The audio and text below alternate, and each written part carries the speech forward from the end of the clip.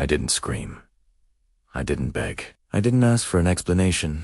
I just went quiet, because some heartbreaks don't need words to hurt. They settle in your chest, teach you how to survive alone, and change you in ways no apology can undo. They thought silence meant weakness.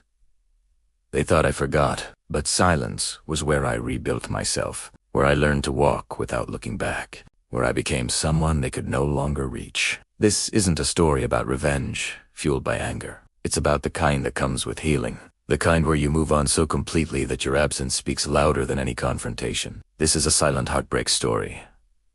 And this is my quiet revenge. The deepest betrayals are rarely loud. They don't announce themselves with shouting or chaos. They arrive quietly, disguised as trust, wrapped in familiarity, delivered by the very people you believed would never hurt you.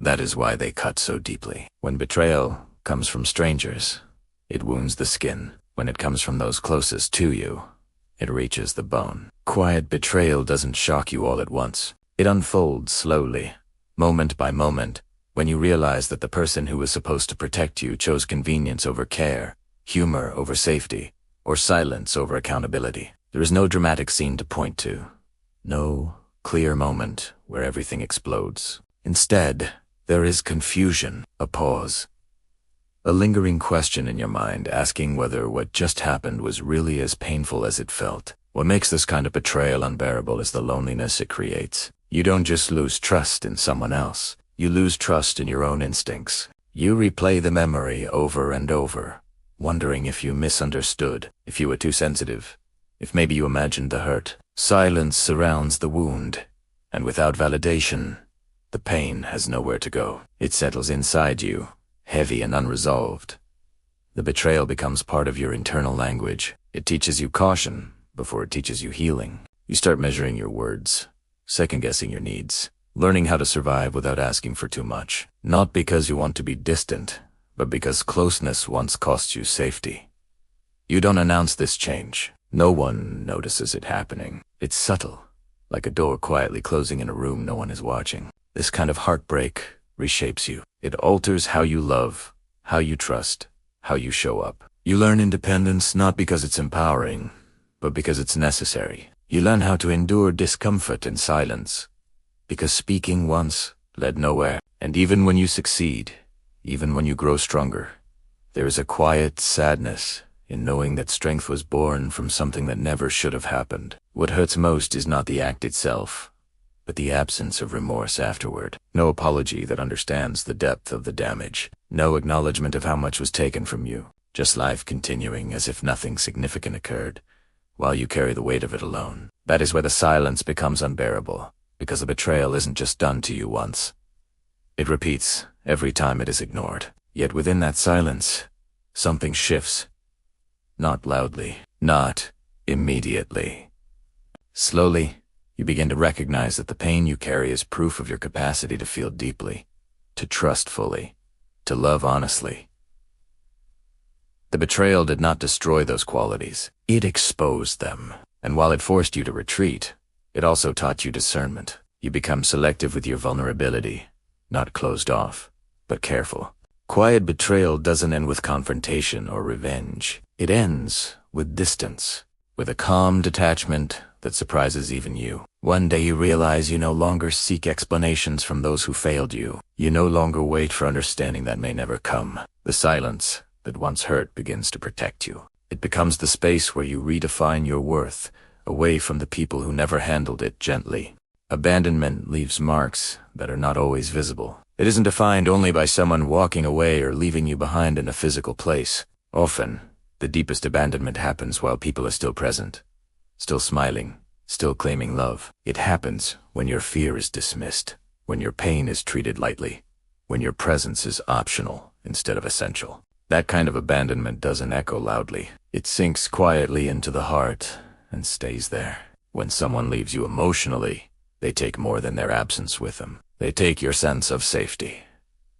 You begin to understand that being near someone does not mean being held by them. You can be in the same room and still feel completely alone. Emotional abandonment teaches you that connection can be fragile, conditional, and unreliable. even when it comes from those who should never make you feel disposable. What makes emotional abandonment especially painful is how hard it is to explain. There is no clear evidence to point to, no obvious moment where someone slammed a door and walked away. Instead, there are small dismissals, half-listened conversations, unmet needs brushed aside, moments where you needed reassurance and received indifference instead. When you try to describe it, people may say you're overthinking, that nothing really happened. But something did happen. Something broke quietly. Being emotionally abandoned forces you to grow up too quickly on the inside. You learn not to rely on comfort that might not arrive. You learn to soothe yourself, because asking feels pointless. Over time, you stop reaching out, not because you don't care, but because you've learned that needing too much makes people disappear. The loneliness becomes familiar, almost routine, woven into your daily life. This kind of abandonment shapes how you see yourself. You begin to wonder if you are too much or not enough, too sensitive, too quiet, too demanding, or invisible. You replay interactions, searching for the moment you became unworthy of attention. The silence left behind doesn't just echo with loss. It fills with self-doubt. And the most painful part is that you often blame yourself for staying silent, even though silence was the only way you knew how to survive. Emotionally abandoned people often appear strong from the outside. They're capable, independent, composed. They rarely ask for help and rarely expect it. But that strength is not effortless. It was built out of necessity, out of learning that depending on others comes with risk. Behind the calm exterior is a deep understanding of loneliness, one that doesn't fade easily. Even when life improves, what lingers longest is the fear of being left again. Even in healthy connections, emotional abandonment leaves a shadow. You brace yourself at distance before it happens. You prepare for disappointment as a form of self-protection, not because you are pessimistic, but because experience taught you that emotional security is temporary. You keep parts of yourself guarded, not hidden, but protected. Yet emotional abandonment also sharpens awareness. You become deeply sensitive to presence and absence, to effort and neglect. You learn the difference between someone who stays physically and someone who stays emotionally. You recognize the value of being seen, truly seen, and you no longer mistake proximity for care. This awareness is painful, but it is also clarifying. Over time, you begin to understand that abandonment did not happen because you were unworthy of love. It happened because someone else lacked the capacity to hold you properly. That realization doesn't erase the wound, but it shifts the weight of it. The loneliness remains, but it becomes quieter, less accusatory. And within that quiet, you slowly reclaim your sense of self. Not by being chosen, but by choosing to remain present for yourself when others were not. Survival rarely feels heroic when you are living it. It doesn't arrive with confidence or certainty. It begins in moments where fear outweighs hope, where you are forced to make decisions without guidance, reassurance, or a safety net. When support disappears too early, survival becomes a necessity rather than a choice, and strength is built quietly, one decision at a time. Being pushed into independence before you are ready reshapes the way you move through the world. You learn to rely on yourself, not because you trust yourself completely, but because there is no alternative. Every small success feels heavy, earned through exhaustion rather than encouragement. You don't celebrate achievements because there is no one to witness them, and over time you stop expecting recognition altogether. This kind of survival demands emotional restraint. You cannot afford to break down when there is no one to catch you, so you compartmentalize your pain, tuck it away, and keep going. What others call resilience often begins as numbness. You don't process the hurt fully because survival requires focus, and reflection feels like a luxury you cannot afford. As days turn into years, that survival instinct hardens into strength. You become adaptable, capable of navigating uncertainty with calm precision. Problems that would overwhelm others feel manageable to you, not because they are smaller, but because you have faced worse alone. You trust your ability to endure, even when you doubt everything else. Self-reliance becomes second nature. You learn how to create stability out of chaos, structure out of disorder. You plan carefully, prepare for loss, and anticipate obstacles before they arrive. This foresight is not pessimism. It is the product of lived experience. You have learned that safety is something you build, not something you assume will be provided. Yet survival-based strength carries a quiet cost. You struggle to ask for help, even when it is available. Dependence feels uncomfortable, almost dangerous. You have trained yourself to believe that needing others leads to disappointment. So you continue to carry burdens alone, long after you no longer have to. Strength becomes both your shield and your isolation. There is also a deep, unspoken pride in knowing you made it through. You remember the nights you doubted yourself, the mornings you chose to continue anyway. That memory becomes an internal anchor. When people underestimate you, it no longer hurts the way it once did. You know what you survived, even if they never will. Over time, survival evolves into quiet confidence. You stop proving yourself. You stop explaining your resilience. You understand that your strength was not given to you. It was forged under pressure.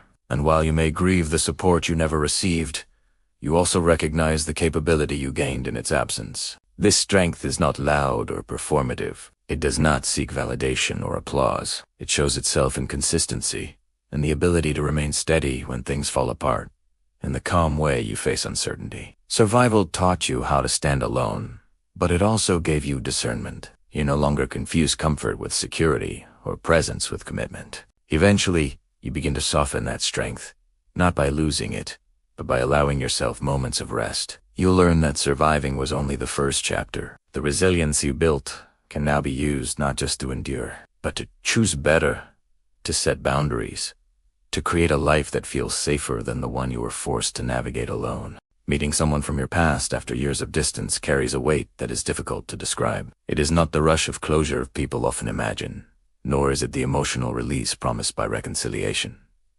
It is quieter than that. The moment is filled with memory, restraint, and an awareness of how much time has passed without repair. A reunion does not rewind the damage. It only highlights it. When you see them again, the first thing you notice is not who they are now, but who you were then. The version of yourself that needed them, waited for them, trusted them. That memory surfaces without warning, bringing with it the ache of unmet needs and unanswered questions. No amount of polite conversation can erase the history that stands between you. The past is present, even if no one speaks of it. There is often an expectation, spoken or unspoken, that time should soften everything. That distance should dilute pain. That maturity should translate into forgiveness. But healing does not operate on a schedule, and growth does not automatically include reconciliation. You may have healed in ways that no longer require their involvement. You may have built a life that stands independently of their acknowledgement. What makes reunions difficult is the contrast. You recognize how much you carried alone while they continued living without confronting the harm they caused. Their comfort can feel jarring, not because you wish them pain, but because it underscores the imbalance. You did the emotional labor. You faced the consequences. You learned how to survive the absence. They simply moved on. In that moment, you realize that forgiveness is not owed, and explanations are no longer necessary. You are not there to reopen wounds or demand accountability. You are there as someone changed, someone who no longer needs validation from the people who failed them. The power lies not in confrontation, but in composure. There is a strange calm that comes with this realization. The anger that once felt overwhelming no longer controls you. Not because it was never justified, but because it has already done its work. It pushed you to grow, to distance yourself, to protect your emotional space.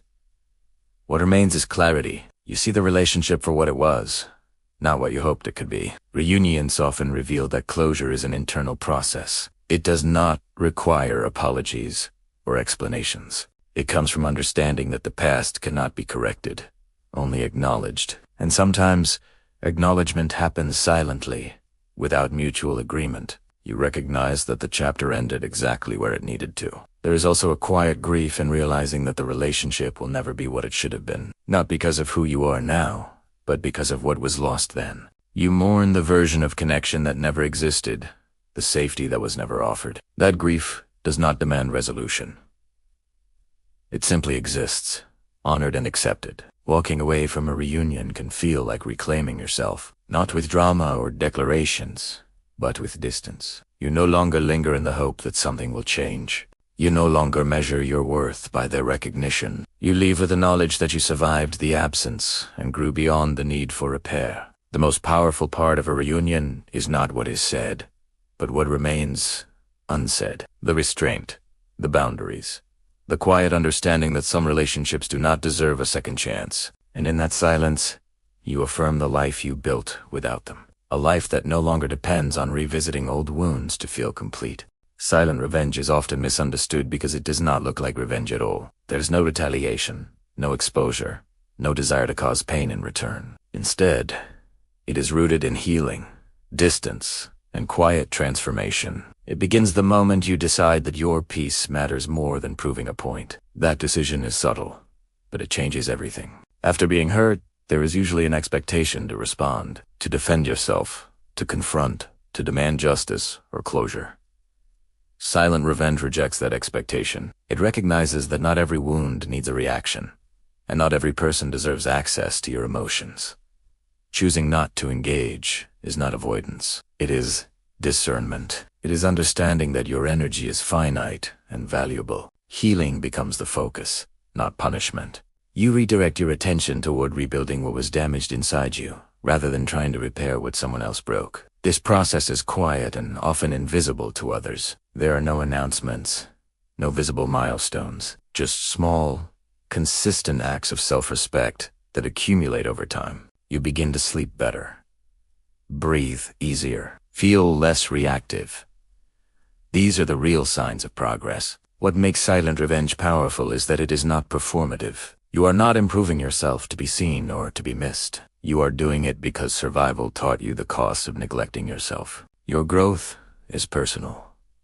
Your boundaries are firm but calm. You no longer explain yourself to people who once ignored your pain. There is a moment when the shift becomes noticeable, even if you never intended it to be. You are less available, less affected, less invested in outcomes that once consumed you. Your absence becomes your message, not as a tactic, but as a natural result of choosing yourself. You are no longer reachable in the ways that once made you vulnerable. Unlike traditional revenge, this kind does not keep you emotionally tied to the past. There is no constant replaying of events, no obsession with fairness.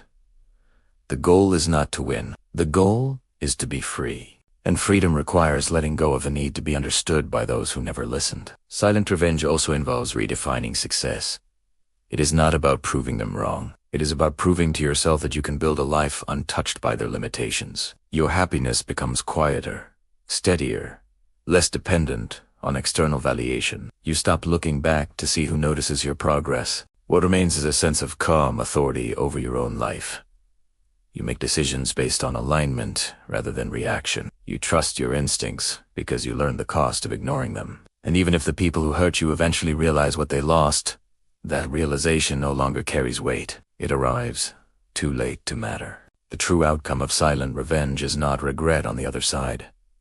It is peace on yours. A peace that does not need acknowledgement, apology, or resolution. It exists because you chose healing over harm, growth over bitterness, and distance over chaos. And in that quiet choice, you reclaim yourself completely. Some wounds never announce when they heal. They simply stop hurting as loudly. What once broke you taught you how to stand alone, how to choose peace over explanations, how to walk away without needing permission. Silent revenge was never about proving anything. It was about becoming someone who no longer needed to. You didn't win by being remembered. You won by moving forward, and in that quiet forward motion, you reclaimed your life.